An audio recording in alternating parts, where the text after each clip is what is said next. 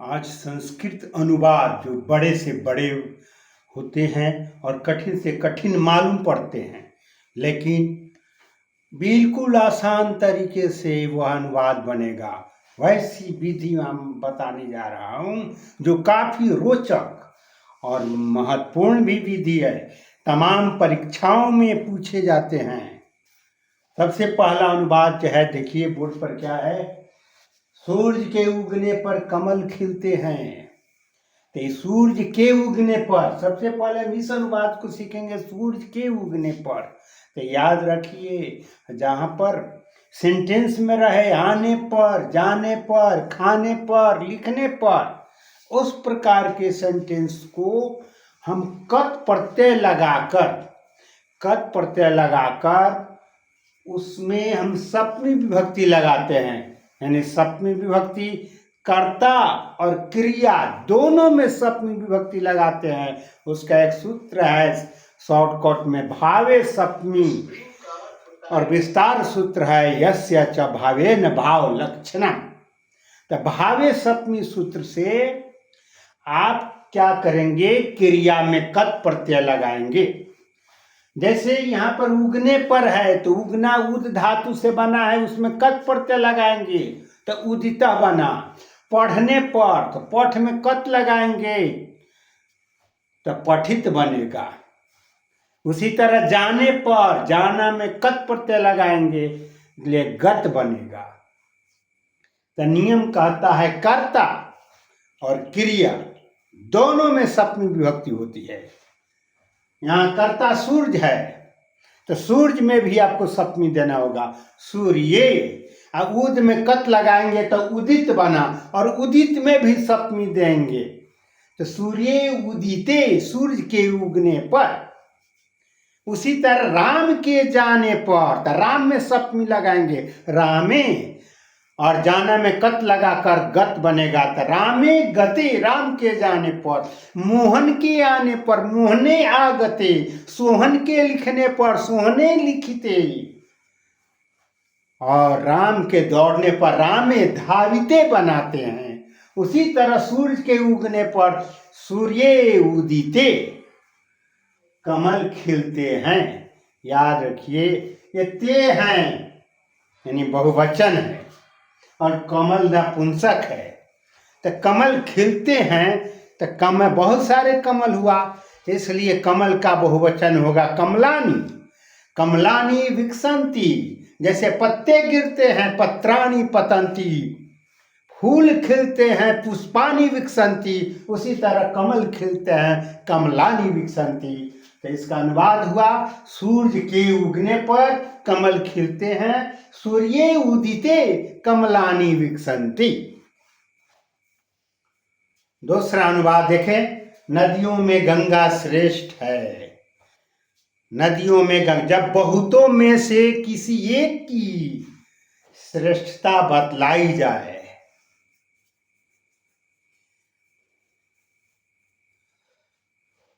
जब बहुतों में से किसी एक की श्रेष्ठता बतलाई जाए तो नियम कहता है कि उसमें षष्ठी या सप्तमी विभक्ति लगती है।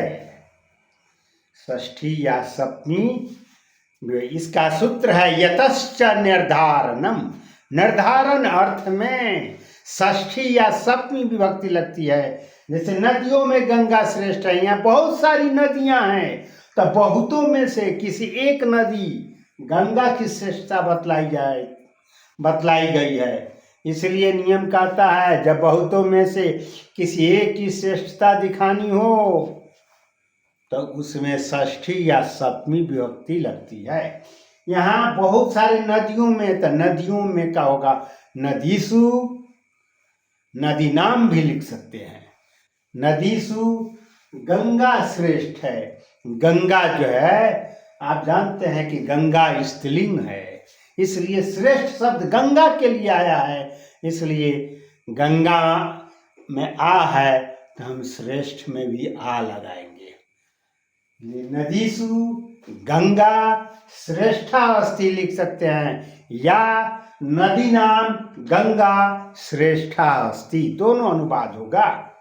यतश्च निर्धारणम सूत्र है, इसी सूत्र से जो है नदी, उसी तरह नदीसु गंगा श्रेष्ठा अस्ति। इसी तरह प्राय अनुवाद परीक्षा में पूछे जाते हैं। कवियों में कालिदास श्रेष्ठ है, यहाँ बहुत सारे कवियों में कालिदास की श्रेष्ठता बतलाई गई है। यानी बहुतों में से एक की श्रेष्ठता दिखानी हो तो षष्ठी या सप्तमी विभक्ति लगती है। इसलिए कविषु कालिदास श्रेष्ठ अस्ति। छात्रों में राम श्रेष्ठ है, छात्रेषु राम श्रेष्ठ अस्ति। तो आइए, अब नदियों में गंगा श्रेष्ठ है, नदीसु गंगा श्रेष्ठा अस्ति। तीसरे अनुवाद पर आइए। राजा दशरथ के 4 पुत्र थे। यहाँ राजा दशरथ के लगा हुआ है, के संबंध कारक है। संबंध कारक में षष्ठी विभक्ति होती है, तो दशरथ के बनाएंगे दशरथस्य। जैसे बालक के बालकस्य, उसी तरह दशरथ के दशरथस्य। और राजा शब्द है, राजा दशरथ के लिए आया है, तो दशरथ में जो विभक्ति लगेगी वही राजा में भी विभक्ति देना होगा। तो राजा का राजन शब्द रूप चलाएंगे षष्ठी में, तो राज्ञ होता है, राज्ञ दशरथस्य। अगर राजन नहीं याद हो तो बालक पर अगर चलाना चाहते हैं तो नृप शब्द लिख सकते हैं। तो नृप पर बालक पर चलेगा तो नृपस्य दशरथस्य लिखेंगे, राजा दशरथ के नृपस्य दशरथस्य या राज्ञ दशरथस्य। 4 पुत्र थे, 4 का संस्कृत चत्वार होगा। यहाँ 4 शब्द, ये पुत्र पुलिंग है, पुलिंग है, इसीलिए चत्वार हुआ है। क्योंकि लिंग का जब निर्धारण किया जा रहा था तो उस समय महिला और पुरुष में लड़ाई चली थी। लड़ाई होने के कारण महिलाओं ने पुरुष को मारने के लिए एक सुरंग बनाया था। वो सुरंग, लेकिन सुरंग जो है का कारीगर जो था वो दुबली पतली महिला थी। वो अपने नाप का सुरंग बना दी, लेकिन सुरंग में प्रवेश के समय जो है हेल्दी महिलाएं आ गई, इसलिए सुरंग में उन्हें सरकना कठिन मालूम पड़ता था, नहीं सरका जा रहा था। इसलिए जबरदस्ती जो सुरंग में सरक रही थी, सरकने की आवाज आ रही थी, स्र स्र स्र। तो पंडित जी ने खुश होकर, पंडित जी ने चांस होकर उन महिलाओं के लिए 4 शब्द का संस्कृत में स्र लगा दिया। इसलिए महिला के लिए 4 शब्द का संस्कृत अगर लिखिएगा तो चतस्रः लिखना होगा, 3 का लिखना होगा तो तीसरा, क्योंकि सुरंग में सरक रही थी, सरकने के कारण स्र लगा। चतस्र तीसरा 4। अगर महिला लिखना हो तो चतस्र महिला, 4 लड़कियां लिखना होगा तो चतस्र बालिका। पुरुषों ने बहादुरी के साथ महिलाओं के साथ एक बहुत बड़ा जबरदस्त वार किया था, WAR, वार वार। पुरुषों ने महिलाओं के साथ क्या किया था? वार किया था। इसीलिए पंडित जी खुश होकर पुरुषों के लिए 4 शब्द का संस्कृत दिया, चत्वारः। वार के कारण चत्वारः बना। इसलिए जब भी पुरुष पुल्लिंग शब्द का प्रयोग करना है और 4 शब्द लिखना है तो चत्वारः पुरुषः लिखेंगे, चत्वारः बालकाः लिखेंगे। तो यहाँ पर पुत्र है तो यहाँ पर चत्वारः पुत्राः। बहुवचन है, बहुवचन में थे का लंग लकार में जो है आसन होता है, तो अनुवाद होगा राज्ञ दशरथस्य चत्वारः पुत्राः आसन। राजा दशरथ के 4 पुत्र थे। ये भी पूछता है राजा दशरथ की 3 रानियां थी, तो इसी आधार पर बनाएंगे राज्ञ दशरथस्य। अब 3 रानियां, रानी स्त्रीलिंग है, इसलिए स्त्रीलिंग में 3 का दीजिएगा तो स्र लगा दीजिएगा। तीसरा राज्ञ आसन, 3 रानियां थी।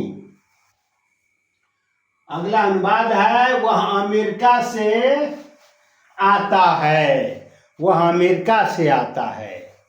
तो याद रखिएगा शब्द रूप में अगर जगह के नाम में से लिखा हो तो कितना शब्द रूप आप चलाएंगे। आसान ट्रिक समझिए, जगह के नाम के आगे से लिखा हो तो से का अनुवाद आप जगह का नाम हिंदी में जैसे लिखा हुआ है वैसा लिखिए और उसमें तो विसर्ग जोड़ दीजिए, से का अनुवाद हो जाएगा। लेकिन यह तो विसर्ग जो है सिर्फ जगह के नाम के में ही लगेगा और जगह नहीं यूज कीजिएगा। जैसे कानपुर से कानपुर तक, दिल्ली से दिल्ली तक, बिहार से बिहार तक, अमेरिका से अमेरिका तक, लंदन से लंदन तक, शिकागो से शिकागो तक। यानी तह लगाइए और से का अनुवाद बनाइए। तो यहाँ पर देखिए वह अमेरिका से, इसलिए अमेरिका हमने हिंदी में लिखा और से के लिए तो लिखकर विसर्ग डाल दिया। स अमेरिकातः आगच्छति, वह अमेरिका से आता है। अगला अनुवाद है मुझे संस्कृत अच्छी लगती है। अच्छा लगना में याद रखिएगा कोई भी वस्तु जिस प्राणी को अच्छी लगे, जरूरी नहीं आप ही को अच्छी लगे, किसी को भी कोई वस्तु अच्छी लगती है तो जिसको अच्छी लगे उसमें चतुर्थी दे दीजिएगा। नियम है रुच्यार्थानाम प्रियमाना या रुच योग चतुर्थी भी कह सकते हैं। तो जो वस्तु जिसको प्रिय लगे उसमें चतुर्थी विभक्ति लगती है। यहाँ पर देखिए मुझे संस्कृत अच्छी लगती है, मुझे, तो मुझे का अस्मद शब्द में आता है अहम आवाम वयम। तो अहम आवाम वयम, अहम का चतुर्थी एक वचन माह्यम होता है, मुझे माह्यम, और तुम का चतुर्थी होता है तुभ्यम। मुझे अच्छी लगती है तो माह्यम और तुझे अच्छी लगती है तो तुभ्यम।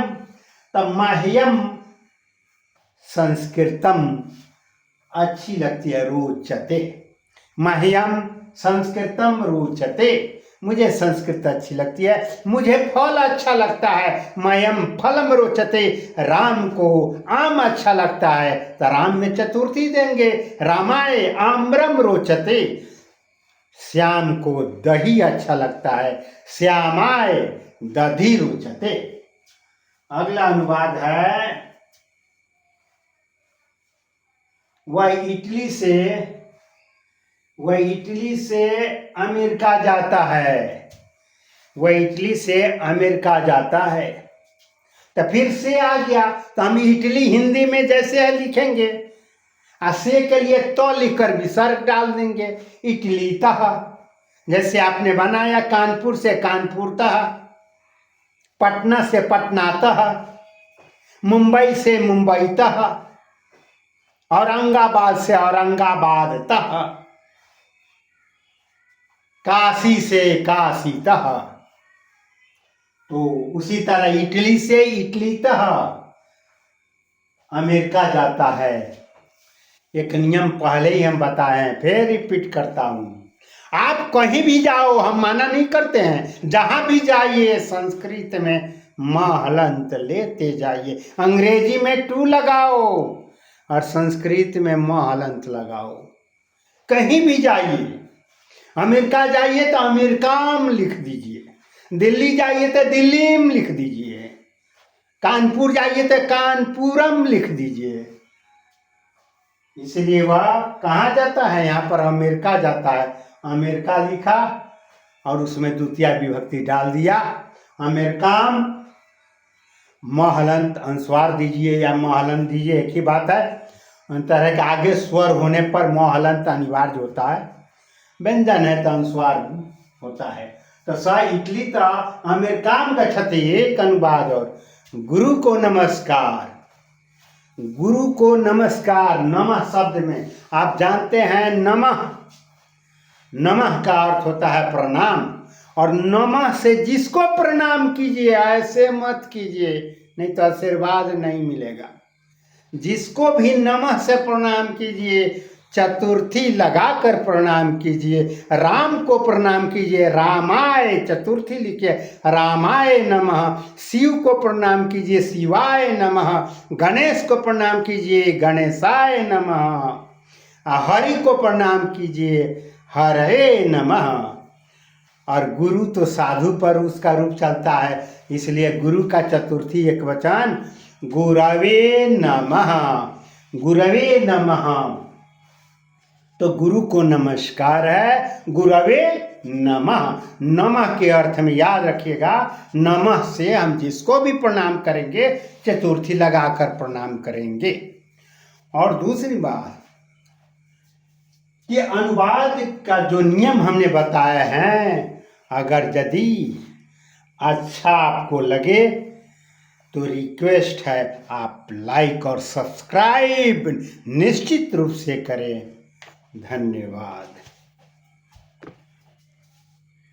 कोई मिनट।